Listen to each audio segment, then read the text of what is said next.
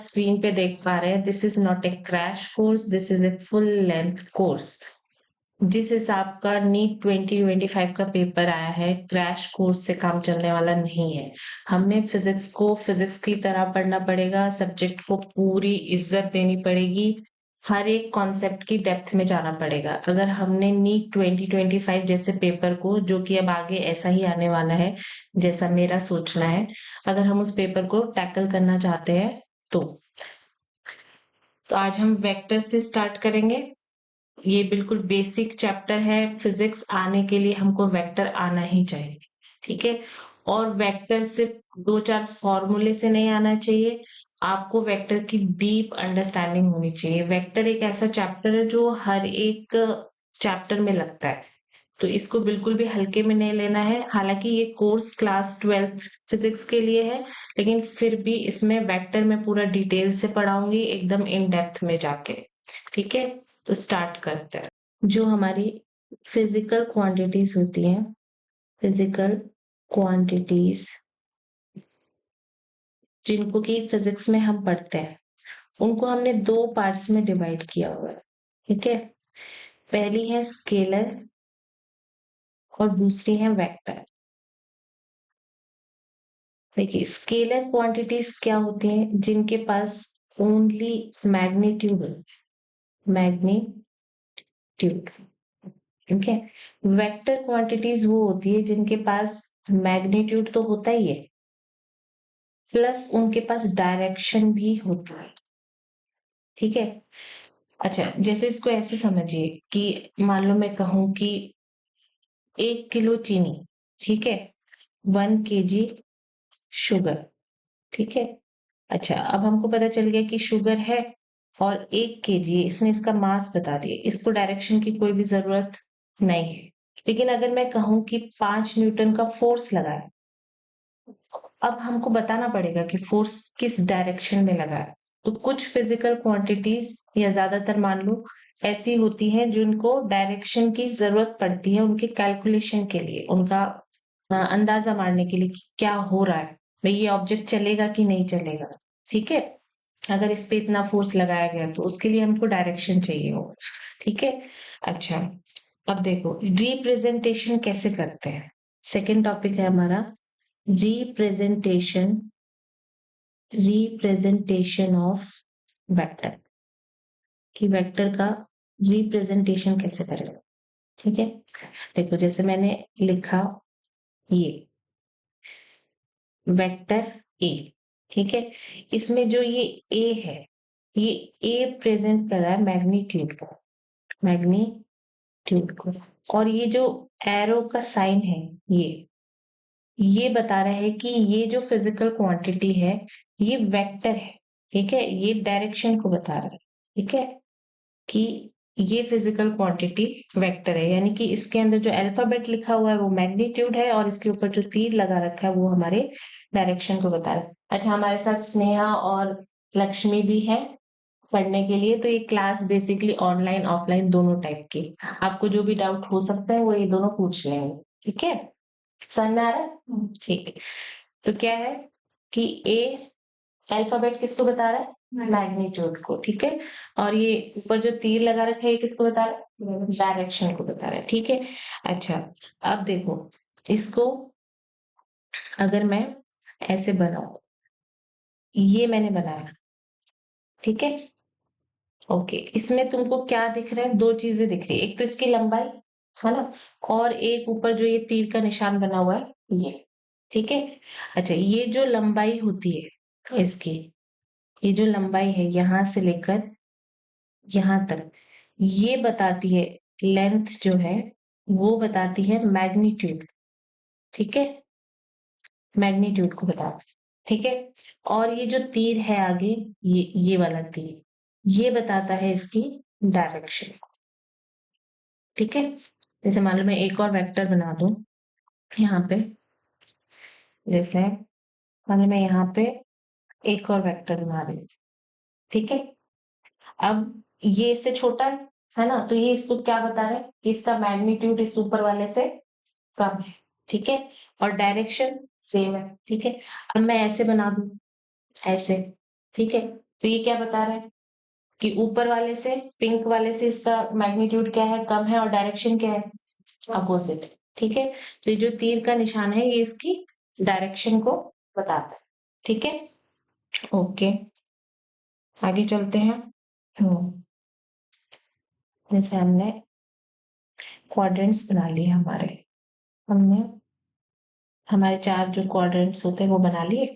ठीक है, अच्छा, इसको अभी हम डायरेक्शन का नाम देते हैं, जैसे कि ईस्ट वेस्ट और नॉर्थ साउथ ना। तो हमने नाम दे दिया, ये हमारा ईस्ट हो गया, है ना, ये नॉर्थ हो गया, ये साउथ हो गया, और ये वेस्ट। ठीक है, अभी मान लो मैं फिजिकल क्वांटिटी लेके चल रही हूँ, वेलोसिटी। ठीक है, कौन सी फिजिकल क्वांटिटी, वेलोसिटी। और मैंने कहा कि राधा, है ना, राधा चल रही है किससे, 30 मीटर पर सेकेंड से। ठीक है, तो अब तुम कहोगे कि 30 मीटर पर सेकेंड से चल रही है, लेकिन ये तो बताओ कि किस तरफ चल रही है, डायरेक्शन भी तो चाहिए ना, चलना ऐसे तो नहीं हो सकता बिना डायरेक्शन के। अगर कोई व्यक्ति चलेगा तो पक्का किसी ना किसी डायरेक्शन में चलेगा। तो अब तुम कहोगे कि ये इंफॉर्मेशन मैडम अधूरी है, हमको बताओ कि किस डायरेक्शन में वो चल रही है। तो मैंने तुमको बोला कि 30 मीटर पर सेकेंड ईस्ट जा रही है। किधर जा रही है, ईस्ट जा रही है। अब इसको रिप्रेजेंट करो। ठीक है, तो कैसे रिप्रेजेंट करेंगे, हाँ, ये बता दी। ठीक है, ये वेक्टर हमने बनाया कि वो जा रही है 30 मीटर पर सेकेंड से। इसकी लेंथ क्या बता रही है, मैग्नीट्यूड, 30 मीटर पर सेकेंड का मैग्नीट्यूड। और इसका ये जो तीर का निशान है ये क्या बता रहा है, ईस्ट डायरेक्शन के अंदर जा रही है, क्योंकि ईस्ट में है तीर। ठीक है, अच्छा, अब मान लो मैंने कह दिया कि अब ये जा रही है, मान लो 40 मीटर पर सेकेंड से नॉर्थ की तरफ जा रही है। ठीक है, तो कैसे बनाओगे, देखो, मतलब अब की बार जो मैं वेक्टर बनाऊंगी उस पहले वाले से थोड़ा बड़ा होगा क्या, नो, क्योंकि 30 मैग्नीट्यूड इतने को दर्शा रहा है। ठीक है, मैंने कहा कि ये जो नीचे वाला ग्रीन वाला वेक्टर है ये क्या है, 30 मैग्नीट्यूड का है, 30 मीटर पर सेकेंड को बता रहा है। तो ये जो पिंक वाला मैं बनाऊंगी 40 मीटर पर सेकेंड में, थोड़ा बड़ा बनाना पड़ेगा मुझे। ठीक है, और इसकी डायरेक्शन कहाँ दिखानी पड़ेगी, नॉर्थ की तरफ। आ रहा है क्या बात समझ में, ये थोड़ा हमारे इक्विपमेंट्स नए हैं तो बार बार हिल रहे हैं, थोड़ा सा तुम दोनों बर्दाश्त कर लो, ये भी बर्दाश्त कर लेंगे। ठीक है, चलो अगला टॉपिक है हमारा एंगल बिटवीन वेक्टर्स। ठीक है, देखो एंगल जो है हम किसी एक्सिस से निकाल सकते हैं, और दो वेक्टर्स के बीच में भी एंगल निकाल सकते हैं। जैसे दो वेक्टर के बीच में निकालने का क्या मतलब हुआ, जैसे मैंने कहा कि ये एक बॉक्स है, ठीक है, और ये इस डायरेक्शन में जा रहा है v वेलोसिटी से, और मैंने कहा कि मैंने इसके ऊपर फोर्स लगा दिया यहाँ पे ऐसे। तो अब मैंने देखना पड़ेगा, अगर मैं कहूँ कि फोर्स और वेलोसिटी के बीच में एंगल बताओ, बताया जा सकता है। ठीक है, और ऐसे भी किसी एक्सिस से भी निकाल सकते हैं। ठीक है, तो देखो एंगल बिटवीन वेक्टर्स, एंगल निकालेंगे कैसे दो वेक्टर के बीच में, जैसे मान लो दो वेक्टर्स ले लेती हूँ मैं, से एक ये वेक्टर हो गया और एक ये वेक्टर हो गया। ठीक है, अरे अब देखो मैं एंगल तभी निकाल सकती हूँ जब इनके दोनों के ये जो पीछे वाले हिस्से है ना, ये दोनों की डंडियां मिली हुई है।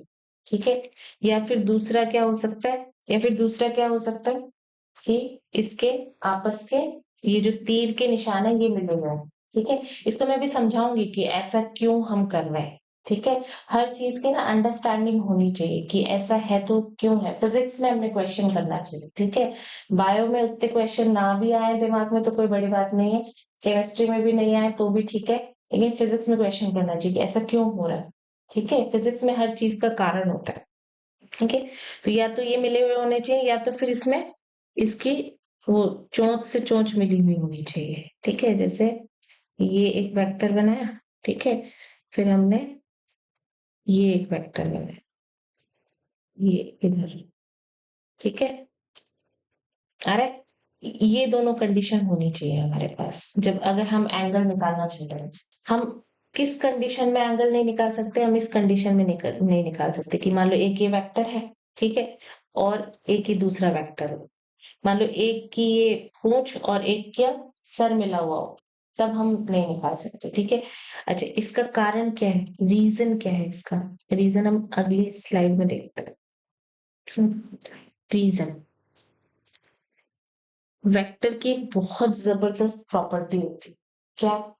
कि वेक्टर को ध्यान से सुनना इस बात को ना, कि वेक्टर को अगर अपने ही प्लेन में घुमाया जाए, अपने प्लेन में अगर उसे घुमाया जाए, उसकी बिना डायरेक्शन चेंज करे, ठीक है? तो वो घूम सकता है। मतलब वेक्टर उसमें चेंज नहीं होगा। आ रहा है समझ में? इसको डायरेक्शन चेंज नहीं करने को लिखते कैसे हैं कि पैरेलली घुमाओ, है ना? अगर वेक्टर को तुम घुमा रहे हो तो वो पैरेलली ही घूमेगा। देखो इसको समझो बात को ना। ये मेरे हाथ में पेन है। अच्छा, अब देखो मैंने रिलेटिव पोजीशन जो है ना वो नहीं हिलानी, ठीक है? मतलब मेरे हाथ की पोजीशन और ये जिस तरफ को पॉइंट कर रहा है ना उसी तरफ पॉइंट करते रहना चाहिए, ठीक है? फिर इसको घुमाओ, ठीक है? कहीं पर भी तुम प्लेस कर सकते हो, इस वेक्टर में कोई भी चेंज नहीं आया, ठीक है? अच्छा, तुम कहोगे कि प्लेन में घुमाना किस चीज को कहते हैं? देखो, ऐसे घुमा रही हूँ, तो ये पीछे जिसमें मैं घुमा रही हूँ ये प्लेन हो गया। अगर मैंने ऐसे घुमाना शुरू कर दिया ऐसे, तो ये एक प्लेन हो। आ रहा है समझ? तो कहीं पर भी तुम घुमा सकते हो, बस चेंज कब आएगा? जब मैं ऐसे ये ऐसे वैसे हिल जाए। आ रहा है समझ में? यानी रिलेटिव पोजीशन चेंज नहीं होनी चाहिए मेरे हाथ की और इसकी। आ रहा है समझ में? ठीक। जैसे देखो इसको अभी ऐसे समझते हैं कि एक वेक्टर बनाया मैंने। हम्म, ये बना लिया, ठीक है? अब इस वेक्टर को मैं कहीं पर भी घुमाऊं, घूमता हुआ दिख रहा है क्या तुमको? है? कहीं पर भी घुमाऊं, ये चेंज नहीं, ठीक है? अब देखो पैरेलल का क्या मतलब है, इसको भी समझ लेते हैं, इसको कॉपी कर लेते हैं पहले, है ना? कॉपी एंड पेस्ट, ठीक है? देखो मैंने इसको घुमा के कहीं पर भी रख दिया, ठीक है? हाँ, अब वो ये कह रहा है कि पैरेलल ही घुमाओ। तुम कहीं पर भी छोड़ोगे ये इसके पैरेलल ही रहेगा, ठीक है? तुम कहोगे नहीं अभी तो हमको लग रहा है ये पैरेलल, इसको नीचे करके बताओ कि ये पैरेलल है कि नहीं, ठीक है? नीचे करके बता देती हूँ। अब ये पैरेलल लग रहा है क्या तुमको? है ना? कुछ बच्चों को ऐसा डाउट होता है कि आगे पीछे कर दिया तो पैरेलल कैसे है? मतलब 9वीं 10वीं में थोड़ी अगर कमजोर रह जाए मैथ्स तो, ठीक है? वो भी मैं समझाऊंगी। देखो अगर इसको तुम थोड़ा सा पीछे बढ़ाओगे ना, पैरेलल की डेफिनेशन क्या होती? ठीक है कि अगर कोई दो लाइन पैरेलल है, जैसे पढ़ते थे ना 9th 10th में, कि दो लाइन पैरेलल है का क्या मतलब है? कि उनके बीच की दूरी कभी भी क्या नहीं होनी चाहिए? चेंज नहीं होनी चाहिए, ठीक है? तो तुम देखो अगर मैं इसको पीछे थोड़ा बढ़ा दूं, है ना? इसको और इसको थोड़ा सा आगे बढ़ा दूं, ठीक है? अब सीधी लाइन समझ लें, ठीक है? तो देखो यहाँ पे इनके बीच की जो दूरी है और यहाँ पे इनके बीच की जो दूरी है वो सेम है क्या? हम्म, है ना? इसलिए दोनों पैरेलल है। तो भाव ये है बात का कि तुम वेक्टर को प्लेन में कहीं पर भी घुमाओ, ठीक है? वो चेंज नहीं होगा, ठीक है? अब इसको अप्लाई करते हैं अपनी वो पीछे वाली स्लाइड की ओर, ठीक है? कि कैसे हम ये चोंच से चोंच भिड़ी हो तो कैसे एंगल, मतलब ये दोनों एक ही बात कैसे हुई? अगर इससे ये पीछे वाला हिस्सा मिला हो या फिर ऊपर तीर वाला हिस्सा मिला हो, दोनों एक ही बात है। देखो ये जो इधर वाला वेक्टर है ये, इसको हम घुमा के देखते हैं, देखो घूम जाएगी, है ना? इसको कहीं पर भी घुमा सकते हैं ना प्लेन में, तो घुमाओ इसको, है ना? क्या मैं इसको यहाँ पे लाके रख दूं क्या? यहाँ पे, रख सकते हो क्या? हम्म, ठीक है, तो इसको ना हम कॉपी करके रखते हैं, इसको कॉपी करके रखते हैं, कॉपी कर लिया एंड पेस्ट, ठीक है? इसको मैंने यहाँ पे रख दिया, ठीक है? अच्छा, अब अभी अभी हम पढ़ के आए कि वेक्टर को घुमाए तो दोनों पैरेलल, है ना? यानी कि ये वाला, ये लाइन और ये लाइन एक दूसरे के पैरेलल है क्या? ठीक है? और ऐसे 9वीं 10वीं में पढ़ते थे ना कि दो अगर पैरेलल लाइंस को कोई तिरछी लाइन काट रही है ना, ऑब्लिक लाइन अगर काट रही है तो कौन से एंगल बराबर होते थे? जो जेड में बनते थे, ना, जो ऑल्टरनेट एंगल्स होते हैं। तो इसमें कोई ऑल्टरनेट एंगल दिख रहा है क्या? हम्म, ये ये ब्लू वाला थीटा और पिंक वाला थीटा ऑल्टरनेट एंगल है क्या? है ना? तो ये बराबर होंगे कि नहीं होंगे? है ना? तो बात एक ही हो गई ना, कि चाहे तीर के वो मिलाओ, तीर वाला निशान मिलाओ या पीछे वाला डंडे की नोक मिलाओ, ठीक है, दोनों में एंगल सेम ही आएगा। आ रहा है समझ में? ये जो वेक्टर को घुमाने वाली प्रॉपर्टी है ना, ये आगे बहुत काम आने वाली है ना? पूरे वेक्टर में यही प्रॉपर्टी काम है कि वेक्टर को उठा के हम कहीं भी रख सकते, ठीक है? वो तुमको जमा के नहीं देता है एग्जैक्टली, हमने ही जमाना पड़ता है कि हाँ भाई ठीक है, ये फोर्स ऐसे लग रहा है, सबको एक जगह पे अरेंज कर देंगे। चलो आगे चले क्या? चलो, तो यहाँ पे क्या हमको नोट डालना है इस वाले स्लाइड पे, कि we can move vector parallelly parallelly in a plane, ठीक है? ये हमारा कंक्लूजन निकला, ठीक है? अच्छा, अभी एक चीज और करते हैं ना, बड़ी बेसिक चीज है वो, ठीक है? फिर भी बच्चे उसमें कंफ्यूज हो जाते हैं। देखो, मैंने ये कहा कि ये वेक्टर है, ठीक है, और मैंने इसको नाम दे दिया ए, ठीक है, वेक्टर ए, ठीक है। अच्छा, ए किस चीज को बता रहा है? अल्फाबेट मैग्नीट्यूड को बता रहा है, ठीक है। फिर मैंने एक और वेक्टर बनाया, है ना? मैंने एक और वेक्टर बनाया है, हम्म, ठीक है। इसको मैंने नाम दिया है 2a। अच्छा, तो क्या चेंज, मतलब ए और 2a में क्या फर्क है? मैग्नीट्यूड का फर्क। अगर मैंने ये कहा कि एक मैंने लिखा है इसे वेक्टर ए, और फिर मैंने लिखा वेक्टर 2a, है ना? इसमें कभी भी डायरेक्शन का फर्क नहीं हो सकता, क्योंकि ए चेंज नहीं, ए वेक्टर चेंज नहीं हुआ, ठीक है। हमने उसको 2 से मल्टीप्लाई कर दिया, मतलब वेक्टर को 2 से मल्टीप्लाई करना मतलब उसका मैग्नीट्यूड हो गया। आधा सम 3 से कर देंगे मतलब 3 होगा, ठीक है। आधा कर देंगे मतलब आधा होगा।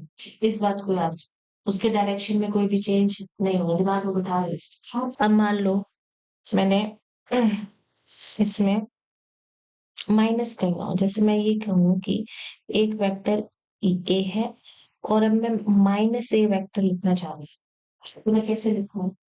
देख, ये वेक्टर ए है ना, ये ऊपर वाला, ये वेक्टर ए है, ये वेक्टर ए है।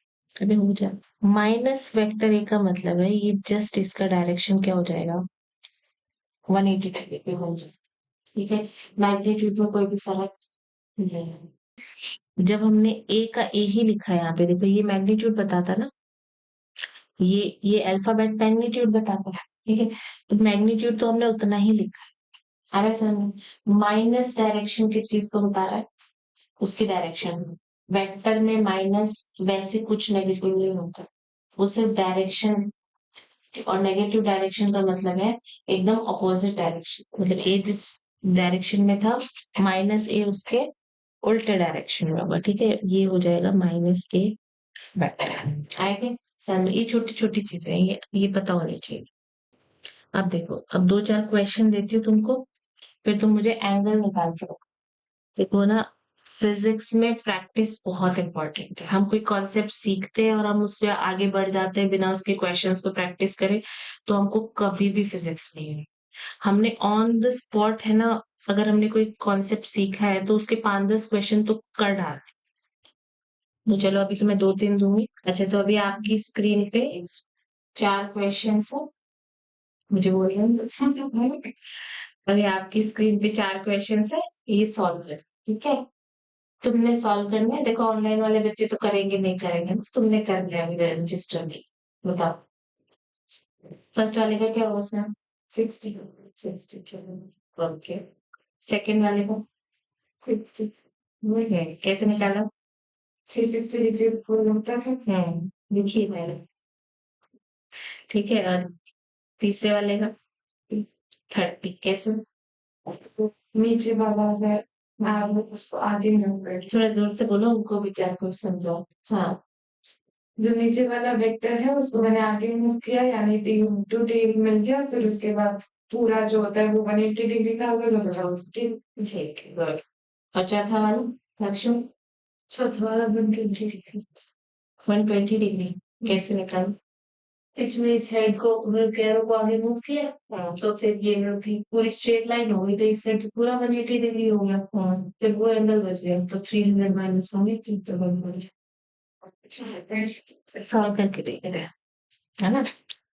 चलो, ये कहना चाह रही है कि ये ऐसे था, ठीक है, और फिर इसको हम आगे ले आए ऐसे करके, और ये पूरा एंगल, ये पीछे वाला ऐसे कर लेते, ये पूरा एंगल कितने का है? 300। तो यहाँ पे कितना बचा होगा? 60 डिग्री, है ना, पहले से।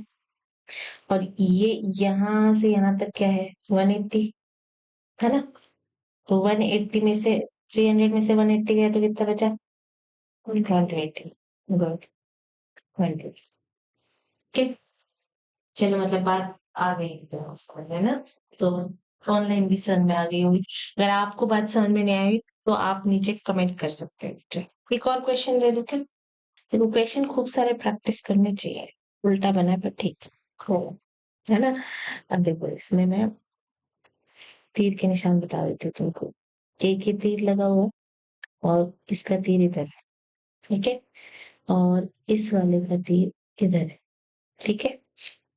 अरे, अब बताओ मुझे कि वेक्टर्स के बीच में एंगल कितने हैं? नाम दे देते हैं इनको। ये ए है, ये बी है और ये सी, ठीक है।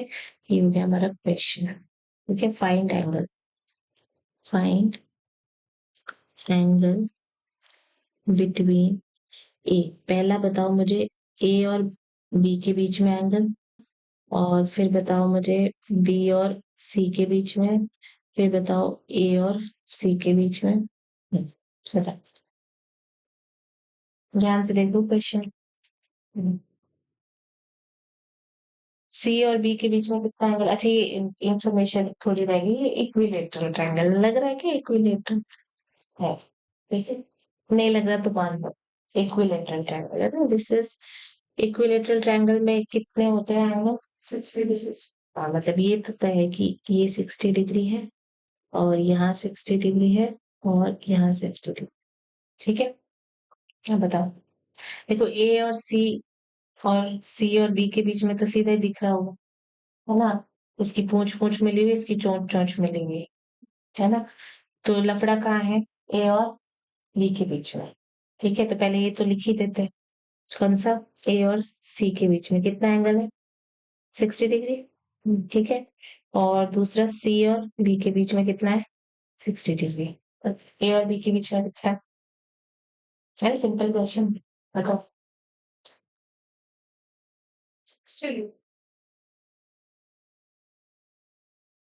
60 डिग्री दिख रहा है? अभी ड्रैग कर लो इधर उधर कहीं, लगाओ दिमाग,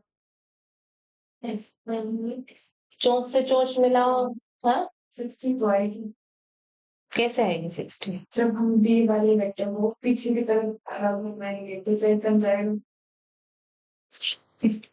ए वाले को आगे तरफ रखेंगे, ऐसे ही तो करेंगे। ये एक को ऐसे आगे बढ़ाए, फिर भी हो गया, और बी है जिस वजह से पीछे पीछे यहाँ हो गया, तो ये 60। कहाँ ड्रैग कर रहे हो? मुझे कॉपी में करके बताओ, तुम कर क्या रहे?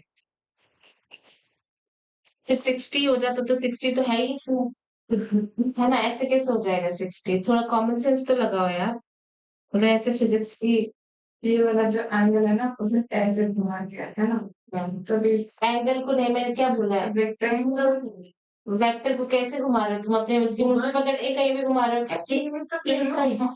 नहीं, सेम ही प्लेन में, लेकिन मुंडी उसी तरफ रखनी है। तो उसकी मुंडी इसी तरफ तो है, ये ना बी वेक्टर है। अच्छा, ये बी वेक्टर है, ठीक है। बी वेक्टर को कहाँ ले गए हो तुम? ये ऐसे है, तो इसे इसने पीछे बढ़ा दिया, अच्छा आगे बढ़ा दिया, हाँ ठीक। तो इनकी कुछ टेल टेल टाइप मिल गया। अरे तो यहाँ पे हेड हेड भी तो मिलता है। अगर तुम इसको भी बढ़ा दोगे आगे तो फिर ये हेड और टेल हो गया है। एक ही वेक्टर को बढ़ाना है, एक ही वेक्टर को बढ़ाया है। अच्छा, ये ए वाले को बढ़ा दिया हमने। अरे तो भाई टेल टेल में गई। ए वाले को बढ़ा दिया ना। तो टेल टेल में गई। अच्छा, तुमने ए वाले को बढ़ा दिया, इसको बढ़ा दिया आगे। यस। ठीक है, इसको आगे बढ़ा दिया तुमने, टेल टेल मिल गया। अभी 60 कहाँ से दिख रहा है? टेल भी दिखा। हाँ दिख रहा है, ये 60 है तो ये 120 नहीं होगा क्या? अरे सही कह रहे हो आप। ये भाई घर पे रखा है तो तुम्हारा ये हाल है, ऑनलाइन वालों पे क्या हाल होगा? और ऊपर से आंटी इतने गुस्से में हैं। ऐसे ही तो ऐसे सोचे कि इसे भी थोड़ा बढ़ा दो, इसे बढ़ा देती हूँ, आप एक बढ़ा देंगे, ये 60 ये 60। लेकिन तो जेड के उल्टा। एक मिनट, अब यहाँ से क्या समझ में आया? एक को ही बढ़ाना, एक को ही बढ़ाना है, ठीक है। एक को ही मूव कराना है, दोनों को नहीं करा देना है। दोनों को करा के फिर उसी स्थिति में ले आया तो अरे सामने ये मिस्टेक बुक में लिख लेना है, ठीक है, कि मैंने वेक्टर जब मूव करना है एंगल निकालने के लिए, तो मेरा पर्पस क्या है कि मैं टेल से टेल मिलाऊं या मैं हेड से हेड मिलाऊं। पर्पस मेरा वेक्टर को घुमा के लाना नहीं है, ठीक है। इस तरह से घुमाओ, पहले सोचो कि क्या करना चाह रही हूँ मैं, एंड पर्पस क्या है, कि मैंने टेल से टेल मिलानी है, ठीक है। और किसकी टेल से टेल? दो वेक्टर जिनके बीच में मैं एंगल निकाल रही हूँ, उनकी टेल से टेल मिला रही हूँ, ठीक है। आ रहा है तो सब, मतलब इस पे और बात करने की जरूरत तो नहीं है। मैं आज दूंगी होमवर्क, फादर्स क्वेश्चन, ये टेल से टेल मिलाने के। अभी आगे क्या है? Types of vector. ऑनलाइन बच्चे कैसे करेंगे इसको? तुम अपनी चिंता करो, ऑनलाइन वाले बच्चे कैसे करेंगे? फिर ऑनलाइन वाले बच्चे कैसे करेंगे? उनके लिए तो डिस्कस करो। उनके लिए तो हाँ तो सुन तो रहे हो, उनके लिए अलग से थोड़ा ना डिस्कस कर। अभी पीस की भी जाएगी। हाँ ये बेइज्जती भी डालूंगी उधर। अभी कल से सही बताना, ठीक है, कि कहाँ तुम वेक्टर को घुमाने ले जा रहे हो। खैर इसमें कोई बेइज्जती नहीं होती, तुम स्टूडेंट्स हो, सीखने के लिए तो बैठे हो ना। इसमें सबसे पहला टाइप है इक्वल वेक्टर। अच्छा, इक्वल वेक्टर हम किसको कह रहे हैं? तीन चीजें इक्वल होनी चाहिए। क्या? एक तो फिजिकल क्वांटिटी जिसको हम नाप रहे हैं, है ना, फिजिकल क्वांटिटी, ठीक है। दूसरा क्या? डायरेक्शन। और तीसरा मैग्नीट्यूड, यानी सब कुछ ही सेम होना चाहिए। अरे सर, तब उसको इक्वल वेक्टर कहें, ठीक है। जैसे ऐसा नहीं हो सकता कि वेलोसिटी और फोर्स आपस में इक्वल वेक्टर हो, क्योंकि फिजिकल क्वांटिटी क्या हो गई? चेंज, है ना। फोर्स और फोर्स आपस में इक्वल वेक्टर हो सकते हैं, और इक्वल वेक्टर का मतलब आइडेंटिकल ही, ठीक है। जैसे मैंने कहा कि 5 न्यूटन का फोर्स, अच्छा, इसके लिए मैंने कोई वेक्टर बनाया, और मैंने इसके लिए ये वेक्टर बना दिया, तो इसका जो इक्वल वेक्टर होगा ना, वो भी ऐसा ही होगा। कहने का मतलब ये है कि ये इसका इक्वल है, ठीक है। ये वही है जो घुमा के हम कहीं पर भी छोड़ते हैं ना, अभी बना रहे थे हम, ठीक है, प्लेन में कहीं पर भी घुमा के उसको छोड़ रहे थे, ठीक है, और वो दोनों अलग अलग कर दे, मतलब दो जने कर दे, जुड़वा भाई है, कहने का मतलब ये डायरेक्शन भी सेम है और मैग्नीट्यूड भी सेम है और फिजिकल क्वांटिटी तो सेम होनी ही होनी है। तो मतलब ये दोनों ही 5 न्यूटन को बता रहे, आ रहे क्या? सर में ये भी 5 न्यूटन फोर्स है, ये भी 5 न्यूटन फोर्स है, ठीक है। तो ये दोनों क्या हो गए? Equal vector. अच्छा, दूसरा क्या है? Parallel vector. पैरेलल, अच्छा भाई स्पेलिंग के साथ थोड़ा सा देख लेना ना, स्पेलिंग में मिस्टेक हो सकता है, तुम भाव से समझ जाओ, पैरेलल वेक्टर है, ठीक है। पैरेलल वेक्टर का क्या मतलब है? फिजिकल क्वांटिटी में डिफर, है ना। दो फिजिकल क्वांटिटीज जैसे फोर्स और वेलोसिटी, है ना। हम बात करते हैं ना कई बार कि फोर्स जिस डायरेक्शन में है उसी डायरेक्शन में वेलोसिटी है कि नहीं, ठीक है, तो हम उस पॉइंट पे क्या सोचते हैं? Parallel vector. तो क्या क्या सेम होना चाहिए इसके अंदर? इसके अंदर सिर्फ डायरेक्शन सेम होना चाहिए। क्या होना चाहिए?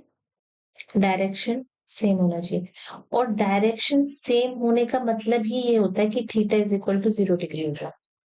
अरे इसको भी इमेजिन कर लो, जैसे मैंने कहा कि ये इधर जा रहा है और ये भी इधर ही जा रहा है ना। तो ये मान लो ए है और ये बी वेक्टर है, इनके बीच में थीटा कितना दिख रहा है?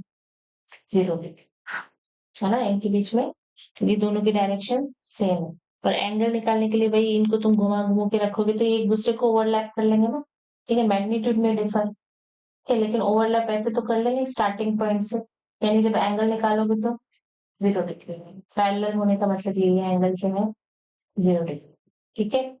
इसको ध्यान रखना है, बहुत बेसिक्स है, इसको दिमाग में बिठा लेना कि किसी चीज को बोलो क्या है पैरेलल होने का क्या मतलब है, थीटा क्या होना चाहिए 0 डिग्री, किसका थीटा, दो वेक्टर्स के बीच का थीटा, ठीक है, ये भी याद रखा करो भाई। तो ये हो गए पैरेलल वेक्टर। अच्छा, अब इसी के बेसिस पे बता सकते हो एंटी पैरेलल वेक्टर क्या होता है ना, कोई दिक्कत वाली बात नहीं है इसमें, बताओ। हाँ, एंटी पैरेलल वेक्टर ये हो जाएगा, क्या होना चाहिए, डायरेक्शन अपोजिट होना चाहिए, डायरेक्शन क्या होना चाहिए ऑपोजिट, ठीक है, यानी थीटा होना चाहिए 180 डिग्री, ये एक वेक्टर है और ये दूसरा वेक्टर आ रहा है। फिजिकल क्वांटिटी अलग हो सकती है, मैग्नीट्यूड भी अलग हो सकता है, कोई दिक्कत वाली बात इसमें नहीं, बस डायरेक्शन क्या होना चाहिए अपोजिट होना चाहिए, इनका थीटा निकालोगे तो 180 डिग्री आना चाहिए एंटी पैरेलल पे, ठीक है। उसके बाद में क्या है, चौथा क्या है हमारे पास, नेगेटिव वेक्टर, ये तो अभी बता के आई, है ना, नेगेटिव वेक्टर क्या होता है, जिसका मैग्नीट्यूड सेम हो और डायरेक्शन क्या हो अपोजिट हो, और फिजिकल क्वांटिटी तो ऑब्वियसली अगर हम उसी वेक्टर की बात कर रहे हैं तो फिजिकल क्वांटिटी भी सेम होगी, ठीक है।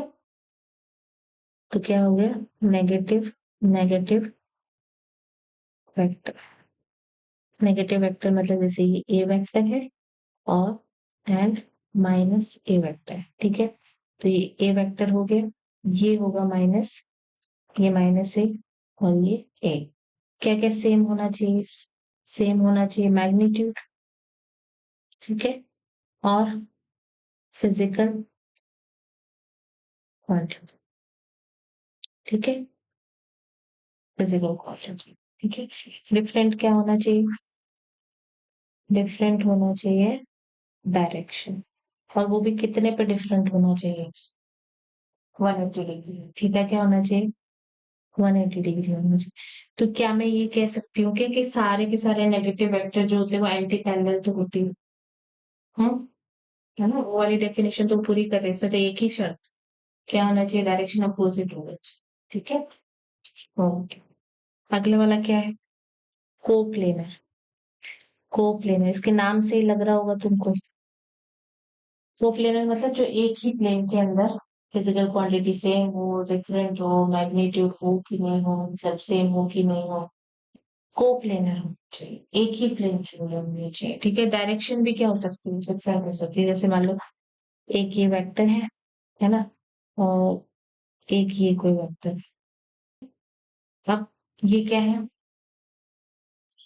हाँ कोप्लेनर है, ठीक है, मान लो ये फोर्स को बता रहा है, ये वेलोसिटी को बता रहा है, फिर ये फिजिकल क्वांटिटी से अलग अलग हो गई, और फिर मैग्नीट्यूड भी अलग हो गया, डायरेक्शन अलग है, फिर भी ये कोप्लेनर। अब देखो एक मजे की बात बताओ मुझे ना, कि मैं अगर कहूँ कि कोई भी दो वेक्टर है ना हमेशा ही कोप्लेनर हो, तो क्या ये बात तुम कैसे पचेगी, हम पच जाएंगे कैसे, तो वैसे थोड़ा सा वो होता है, जैसे मान लो ये एक वेक्टर है, ठीक है, और ये कहीं भी रख दो तुम किसी भी डायरेक्शन, इधर पकड़ लो इसमें, दिख रहा है कि नहीं कैमरे में पता है ना, ठीक है। अब मैं कहूँ कि ये को प्लेनर है, आ रहा समझ, तो तुम प्लेन बना दो ना इनके पीछे से, क्या दिक्कत जाएगी, ठीक है।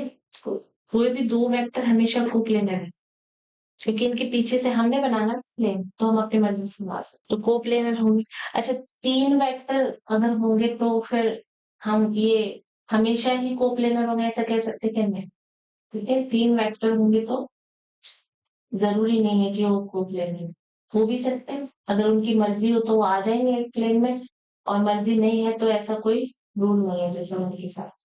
फिर एक को इनिशियल वेक्टर, ये डायरेक्टली कोई नहीं पूछेगा, बस हमको पता होना चाहिए कि इतने टाइप के वेक्टर होते हैं, ठीक है, इसके भी नाम से पता चल जाएगा तुमको, को इनिशियल वेक्टर, जो एक ही जगह से शुरू हो रहे हो, है ना? जैसे मैं ये कहूँ कि एक ये वेक्टर है और एक ये वेक्टर है, तो ये दोनों क्या हो गए?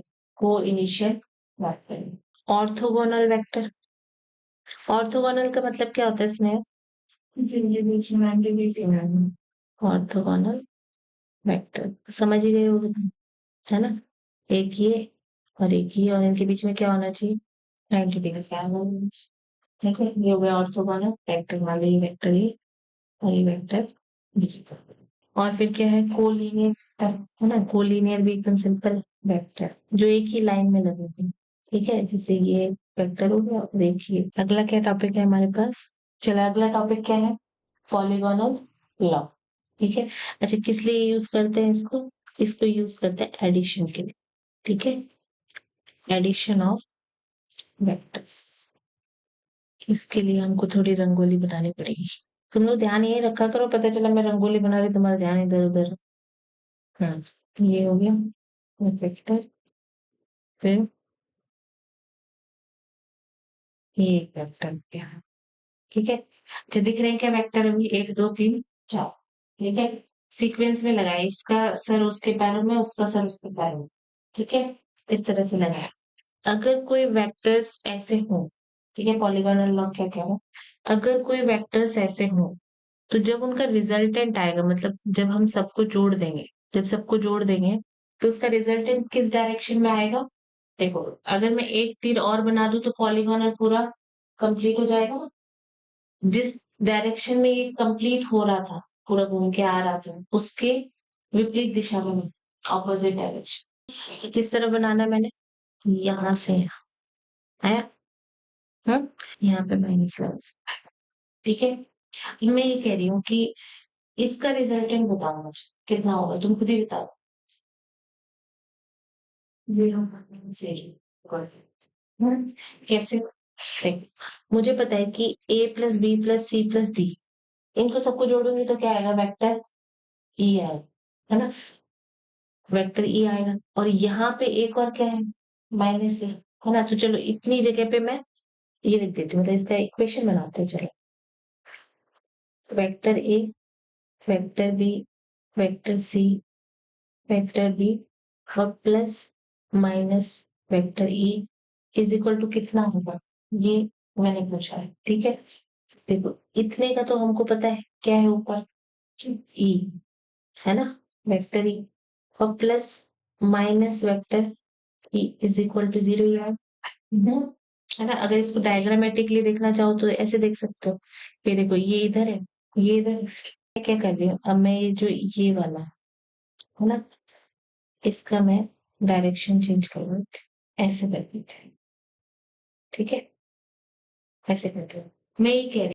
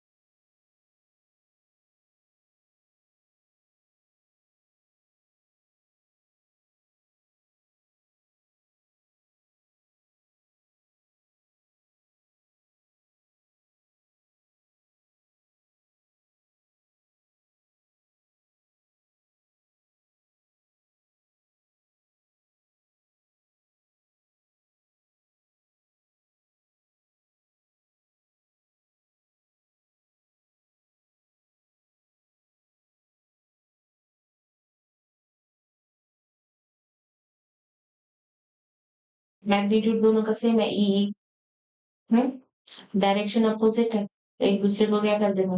कैंसिल कर देना, है ना? 0 आ जाएगा। आए के सर मैं पॉलीगोनल लॉ का भाव से भी सवाल कर, कि ऐसा हो क्यों रहा है कि पूरे पॉलीगोनल में घूम के आ गए तो 0, और रिजल्टेंट हमने क्या लेना है? अगर जैसे 4 5 है, पॉलीगोनल कंप्लीट किस डायरेक्शन में करना है हमने? Opposite direction. अब इसके अगला है ट्रायंगल लॉ।